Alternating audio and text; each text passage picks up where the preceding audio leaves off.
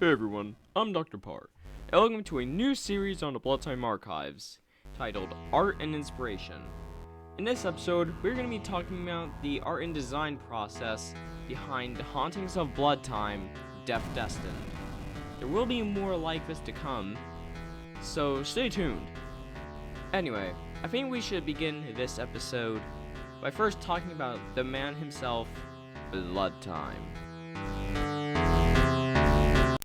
Okay, real quick, I just wanted to say that by the end of June, you are not going to be able to download Hauntings of Bloodtime Destined due to it not receiving the success I was hoping for. So out of respect for Tescaro, it's going to be removed on July 1st, so download it while you can. I'll leave a download link in the description. Okay, now let's actually talk about Bloodtime.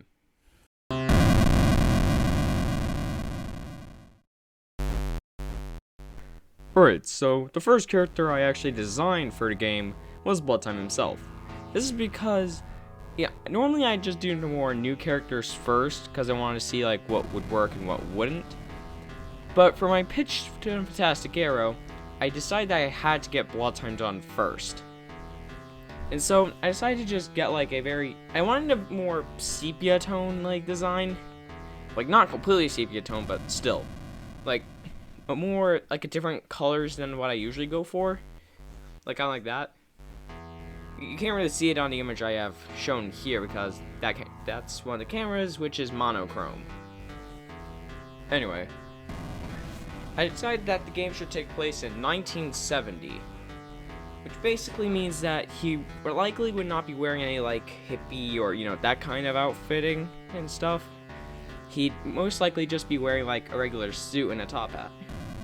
And of course, he has his bow tie too. I pitched it to Fantastic Arrow, and he liked it. However, even afterwards, there was something about him that I thought he needed. And after thinking about it, I was like, he needs glasses. So I got to work on giving him some glasses. I tried a few times and eventually landed on something that I liked.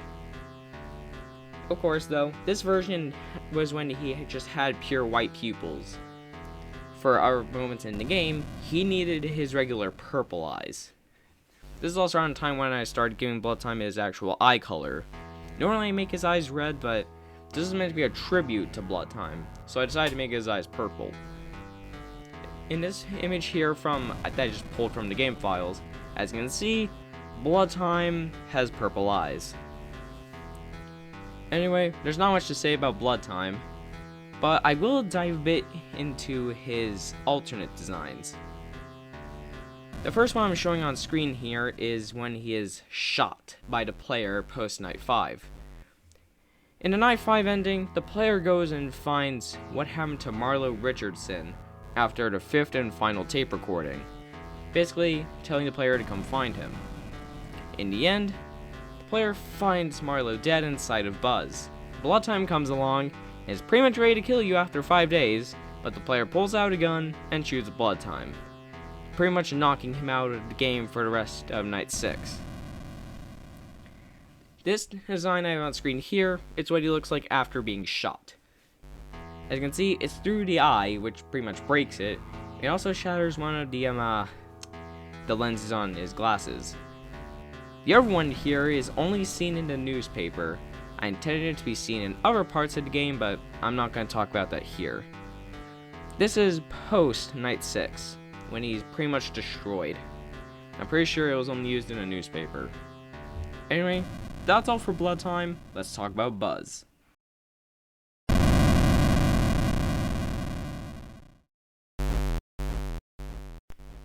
Alright, so if I remember correctly, I designed Buzz right after Bloodtime. I knew for a fact that I wanted to have Buzz in the game. After all, Bloodtime and Buzz have become a dynamic duo. And at this point, I just knew that they had to be in the game together. However, I wanted a new take on them. And this is actually where the System Crash influence comes in. In System Crash, I wanted Buzz to be on the player's side and Bloodtime be the main antagonist for once. That game got cancelled, but I still like that main concept nonetheless. So I decided that for Destined, Bloodtime should be the main antagonist and be the only character actually who takes two paths, and have Buzz be on the player's side. but I wanted to take that a little bit of a different approach. The phone guy, or as I say, he's more like the tape guy, quite frankly, actually, but basically, tape guy was killed. He was killed by Thomas Cox after Thomas lured Marlowe, that's his real name, into the, was technically the safe room, tricked Marlowe into entering the Buzz suit, causing him to die, and forming the Epitome. Basically, Shadow Buzz, but I think Epitome sounds better. So, Epitome now exists. Epitome basically tells the player what to do and how to stop Bloodtime. That's basically all that's the entire purpose the Epitome serves. But as for the design itself, originally Buzz actually did not have clothes. But I actually lost the first attempt, so the version that was used in game was the second attempt, which had clothes. As for the Epitome, I actually omitted a lot of the details since this was literally meant to be a shadow character, but I still kept some of them visible. But nonetheless, usually I actually just remove Epitome's pupils entirely, but this time I didn't. Or at least I don't usually. But that's just about everything for Epitome.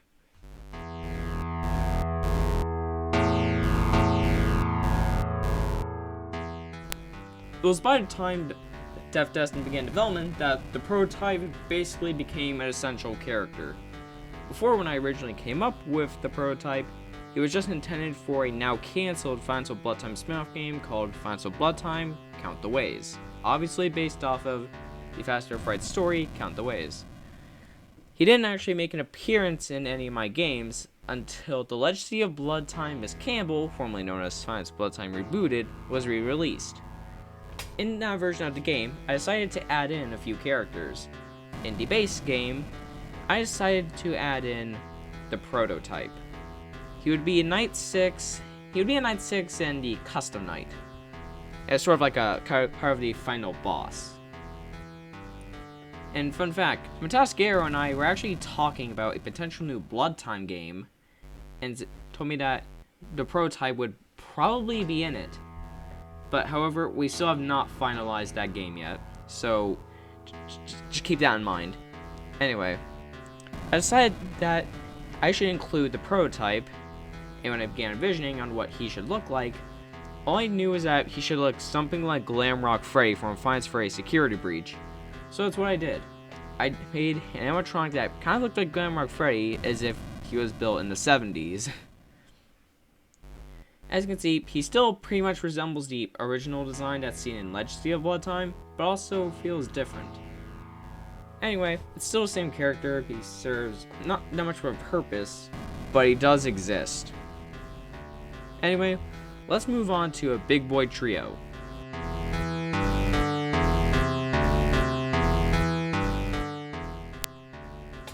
So you guys might not actually know this, but in universe, Tyron, Regan, and the Escoskeleton were all meant to be in a trio.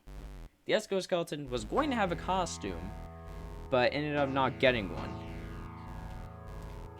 So, that's not actually explored in the game for obvious reasons. So, I figured, hey, why not just talk about them all together? So, Tyron was actually heavily inspired by the Friday Night Funkin' character Tabby. I absolutely love his mods, it's my favorite mod. It's probably not obvious. It's probably not obvious to you non-Friday Night Funkin' fans, but to those who did play the Tabby mod, you know you know. The Escoskeleton, I actually designed after coming back from the high school preview night in my city. I was like, ugh, man, I just want to go back to designing. And I knew that I was great at making endoskeletons, so I was like, hey, why not put an endoskeleton or two in the game? And I ended up making the Escoskeleton.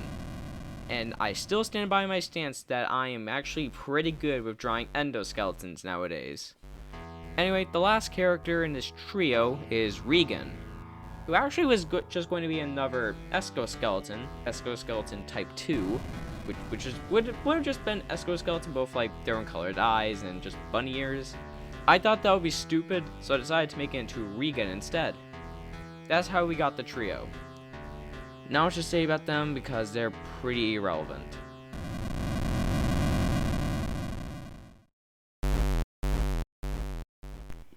Okay, so out of all the characters that were included in Destined, I'm disappointed in myself for not completely scrapping Deathbot. Out of all the Destined characters, Deathbot is the worst. Like, at the time, I wanted a Parasite-like character for it, and I was like, Deathbot, good idea. And it's not even a robot. It's literally a mutant fleshy thing. I don't even know what the lore is behind it. It was that poorly planned out. Like, all I knew is that I wanted like a Parasite-like animatronic to come out on night 6. Like, you just wondered what was on camera 3, and then when it was on there, it would come out on night 6. Like, that's all I want. That's all I had in mind. Like, that's it. Yeah, as you can probably tell, I really do not like Deathbot. Honestly, the game would have been much better off without Deathbot.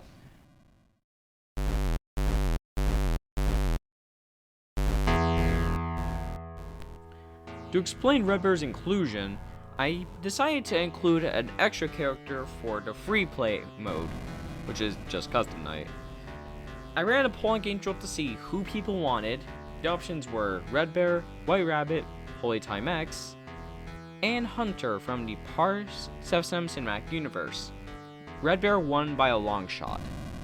And quite frankly, I wish I had Redbear in place of Deathbot. You know, Redbear would have made a lot more sense. Like, Redbear is literally Bloodtime's successor. Like, it would have been perfect to add Redbear in normally, but no, I just had... Okay, but seriously though. I was like, well, Redbear is meant to be the more young version of Bloodtime, like, he's the successor, so what if I had Redbear be more, like, chill, like, more like a rocker or something? And so, I decided to get to work on Redbear.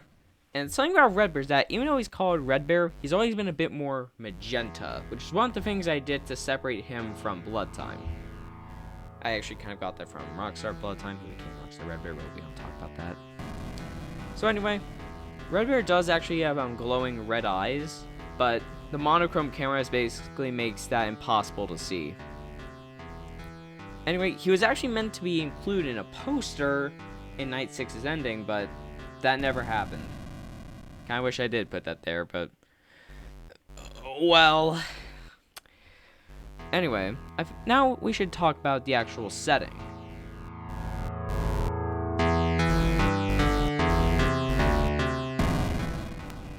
For the last thing we want to look at today, I figured, hey, let's look at the actual setting. So, throughout the actual, like, asset creation, the walls were originally just this more light, kind of brownish color, but as development went on, I forgot, like, what shade it was, so I ended up going for something that was way too dark, but we don't talk about that.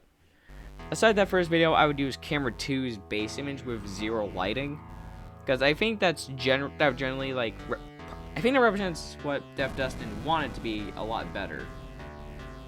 As you can see, it was gray, it was, again, a lot more sepia toned, and there were, like, pipes all over the building.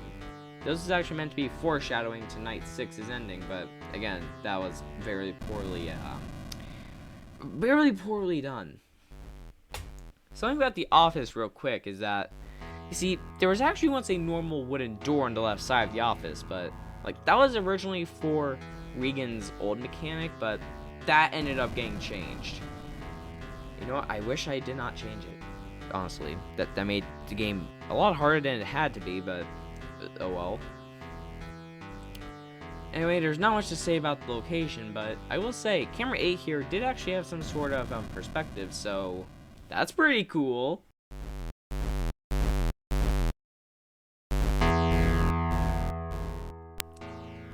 Well everyone, thank you for tuning in to the first episode of Art and Inspiration. I decided to do is to have a little break from Forgotten Corners, as that's literally the only series I've actually done on the Bloodtime Archive so far, but no worries to you Forgotten Archive fans. I'm Forgotten Corner fans, sorry. But yeah, don't worry you Forgotten Corner fans. Next up on this channel, we have episode 4 of Forgotten Corners, which we'll be talking about the past versions of the Five Nights with Bloodtime movie. Thank you all again for watching.